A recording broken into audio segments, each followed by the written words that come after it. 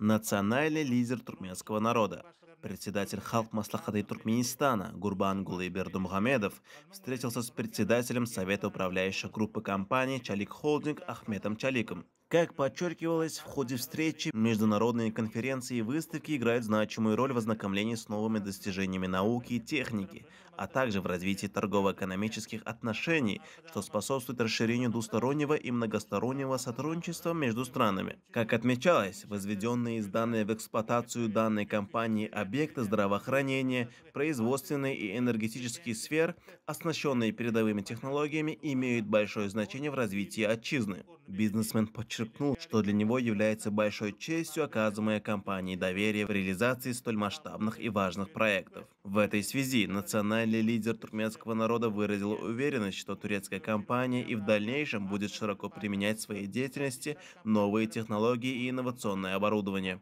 В завершении встречи национальный лидер туркменского народа, председатель Халк Маслахаты Туркменистана Гурбангулы Бердумухамедов и председатель Совета управляющей группы компании Чалик Холдинг Ахмед Чалык пожелали друг другу крепкого здоровья, благополучия и больших успехов в работе.